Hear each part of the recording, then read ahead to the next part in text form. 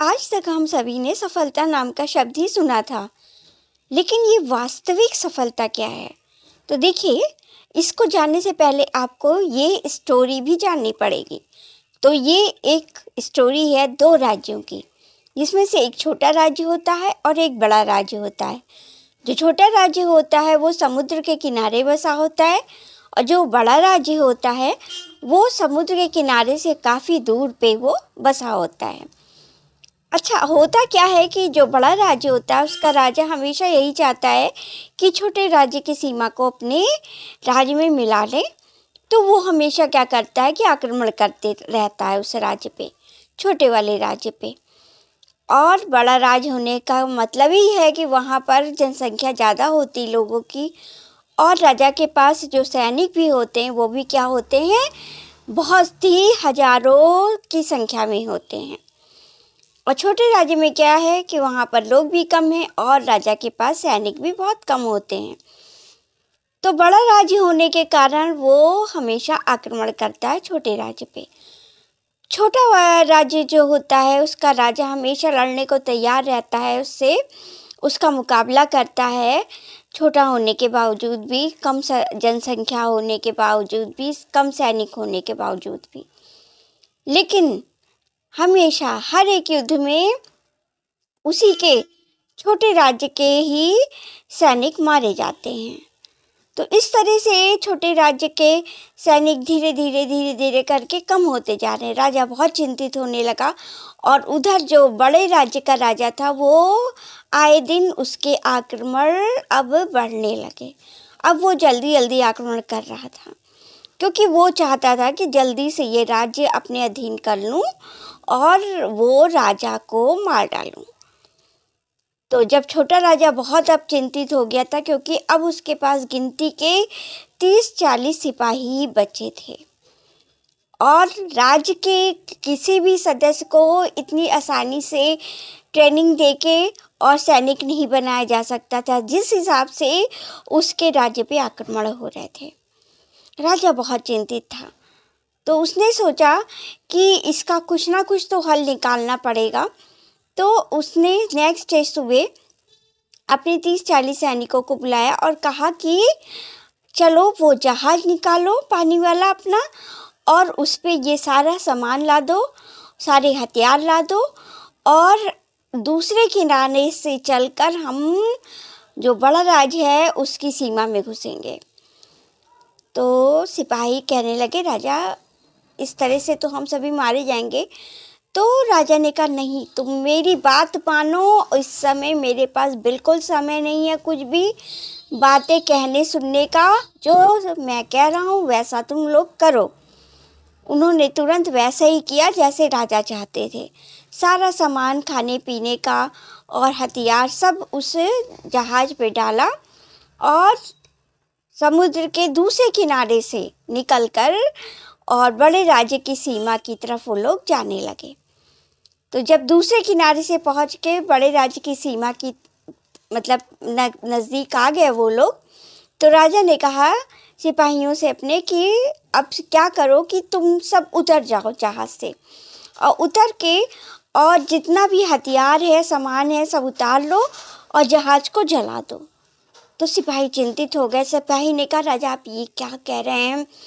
अगर हम लोगों को थोड़ी सी भी हार महसूस हुई कुछ तो हम लोग भाग तो सकते हैं, जहाज जला देंगे तो फिर क्या होगा, हम लोग तो सब मारे जाएंगे। राजा ने कहा कि यही तो मैं चाहता हूँ कि अब ये युद्ध करो या मरो वाली स्थिति में है। या तो तुम लोग इस युद्ध को जीतो और या तो फिर शहीद हो जाओ। सिर्फ तुम्हारे पास 2 ही ऑप्शन रहे, तीसरा ऑप्शन नहीं होगा कि तुम जान बचा के भाग सको जहाज से।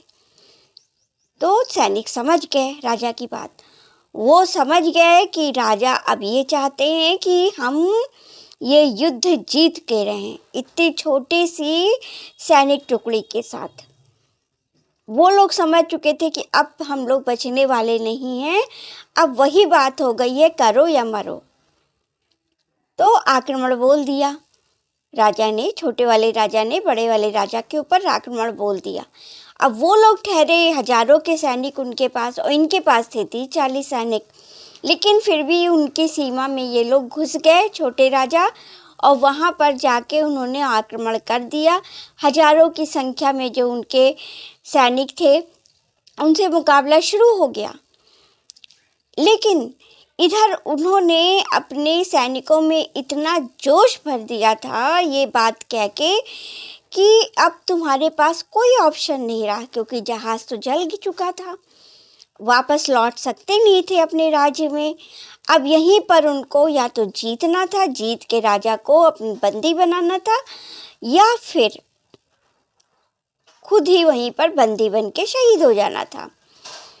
अच्छा, तो वो उनका मनोबल बहुत बढ़ चुका था इस समय। 30-40 सैनिक जो थे उनका मनोबल बहुत बढ़ चुका था, और वही राजा को इस बात की बिल्कुल खबर नहीं थी कि ये लोग किस उद्देश्य से, कितने मनोबल के साथ मुझसे लड़ने आए हैं। तो वो 30-40 सैनिकों के मुकाबले हजारों सैनिकों का मनोबल बहुत गिरा हुआ था। तो इन लोगों ने युद्ध ऐसा किया कि सब के सब हजारों सैनिक मारे गए।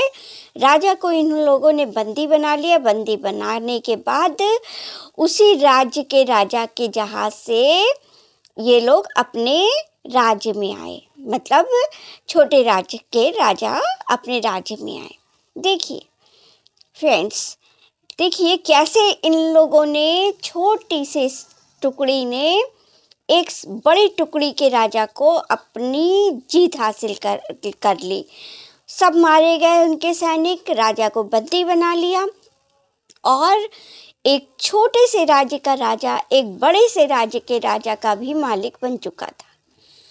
तो कहना वही बात है कि देखिए, हम लोगों के पास ऑप्शंस होते हैं कि सफलता हम लोग के कदम चूम सकती है, लेकिन हम लोग के पास अक्सर ऐसे ऑप्शंस निकल आते हैं कि कोई भी स्टूडेंट, जैसे अगर वो एग्ज़ाम की तैयारी कर रहा है, किसी अच्छी जॉब की तैयारी कर रहा है, तो उसके पास अपने दिमाग में तरह तरह के ऑप्शंस पैदा कर लेगा कि अरे, मैं अगर इस कंपटीशन में नहीं आ पाया, नहीं क्लियर कर पाया, तो मैं ये कर लूँगा, या वो कर लूँगा, या बिजनेस कर लूँगा ना। तो इस तरह के बहुत ऑप्शंस लेकर दिमाग में वो चलता है, तो वो सफलता नहीं प्राप्त करता है उस कंपटीशन में। और जिसके दिमाग में सब कुछ नहीं चल रहा होता है, बिल्कुल ब्लैंक होता है दिमाग, और सिर्फ उसके दिमाग में यही बात होती है कि ये कंपटीशन अगर मैं नहीं क्लियर किया तो मेरे पास कोई ऑप्शन नहीं रहेगा जॉब का, क्योंकि इससे नीचे मैं जा नहीं सकता और बिजनेस में कर नहीं सकता। तो वो लोग कंपटीशन क्लियर कर ले जाते हैं थोड़ी सी भी नॉलेज के साथ, क्योंकि उनका मनोबल बहुत ज़्यादा हाई लेवल का होता है। वो करो या मरो की स्थिति में हो जाते हैं, युद्ध स्तर पे उनका कंपटीशन हो जाता है। तो हम लोग के पास अक्सर यही होता है कि देखिए, एक बिजनेसमैन का बेटा हमेशा, वो उसके दिमाग में ये रहता है कि मेरे पापा का बिजनेस है। अगर वो किसी कंपटीशन में बैठता है तो वो अक्सर देखा गया है, कम से कम ये 90% देखा गया है कि एक बिजनेसमैन का बेटा बिजनेसमैन ही बनता है।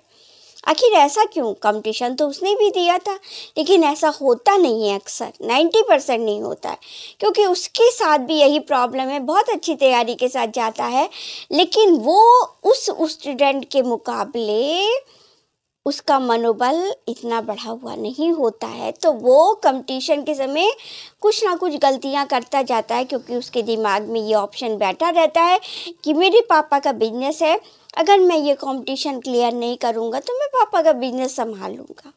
तो होता यही है, पूरी तैयारी के साथ, सब कुछ करने के साथ भी वो दूसरे मतलब स्टूडेंट के मुकाबले वो पीछे रह जाता है।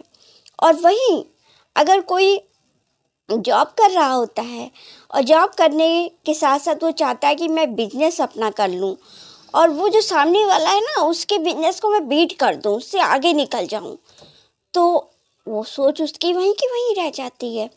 क्योंकि दूसरा जो सामने वाला बिजनेसमैन है, उसका सिर्फ एक ही काम है, उसका अपना बिजनेस। लेकिन तुम क्या कर रहे हो? तुम जॉब के साथ बिजनेस करना चाह रहे हो, तुम्हें 2 जगह वर्क करना है।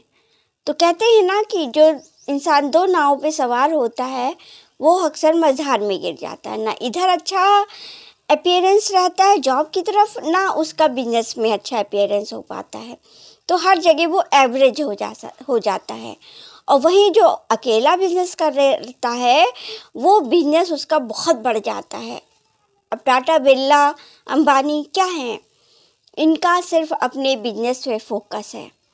ये किसी गवर्नमेंट जॉब या बड़े अधिकारी के पोस्ट पे नहीं है, इनका सिर्फ इकलौता बिजनेस है और वो भी इनका पैतृक बिजनेस है। बस उसी को ये लोग बढ़ाते जा रहे हैं। तो देखिए होता यही है। अब अभी कोई जॉब कर रहा है, एक अधिकारी की पोस्ट पे है। अब वो कह रहा है कि मेरी सैलरी तो बड़ी मतलब मामूली सी है, मैं तो टाटा अंबानी की तरह बहुत पैसा भी चाहिए मुझे, तो मैं बिजनेस भी करूँगा। लेकिन होता ऐसा नहीं है। बिजनेस करके वो उतने उनके मुकाबले पैसा नहीं कमा पाएंगे। उसके लिए फिर उनको एक चीज़ छोड़नी पड़ेगी, उनको जॉब छोड़नी पड़ेगी अगर उस लेवल के बिजनेस पे जाना चाहते हैं। तो ऐसा बड़ा मुश्किल होता है कि दो नाव में सवार होकर इंसान बहुत आसानी से तैरता हुआ निकल जाए, बहुत आसानी से वो एक किनारे से दूसरे किनारे पहुंच जाए। तो इसलिए कहते हैं कि एक ऑप्शन, एक लक्ष्य लेकर चलिए। एक लक्ष्य वाला इंसान हमेशा जीत हासिल करता है, उसकी जीत वास्तविक होती है, वास्तविक सफलता उसकी यही होती है। और जो ऑप्शंस लेके चलते हैं ना, तो वो वास्तविक सफलता उनको नहीं मिलती। जो वास्तविक सफलता यहाँ पर क्या हुई, उन्होंने दिमाग में जो सोचा वो ना मिल के कुछ और मिल जाना, ठीक है, तो वो वास्तविक सफलता उनकी नहीं हुई। कि आपने सोचा क्या था और बन क्या गए आप आज, तो उसको कहते हैं झूठी सफलता आपकी। और वास्तविक सफलता यही होती है कि आपने जो अपने दिमाग में सोचा वही आप बनकर सामने आए, इसको कहते हैं वास्तविक सफलता। सच्चा सुख भी इसी में मिलता है इंसान को, वास्तविक सफलता में, कि आप अपने सोचे हुए को पूरा कर पाएँ भविष्य में, कि हाँ मैंने ये सोचा और मैं पूरा कर पाया। इससे आपका कॉन्फिडेंस लेवल बढ़ता है और आपका अपने ऊपर एक विश्वास जम जाता है कि मैं ज़िंदगी को बड़े शान से बिता सकता हूँ, मैं जो सोचता हूँ वही कर दिखाता हूँ। सो thank you watching friend this video. अगर आप मेरे चैनल पे नए आए तो प्लीज़ सब्सक्राइब माय चैनल। आपको इस तरह की और मोटिवेशनल स्टोरीज़ हर दिन आपको मेरे चैनल पे मेरे साथ सुनने को मिलेंगी। और जो भी मैं इसके साथ आपको कहानी की सीख देती हूँ, इससे जुड़े डिस्क्रिप्शन देती हूँ, उससे आपका मोटिवेशन लेवल काफ़ी हाई होगा। So thank you watching again friends, bye.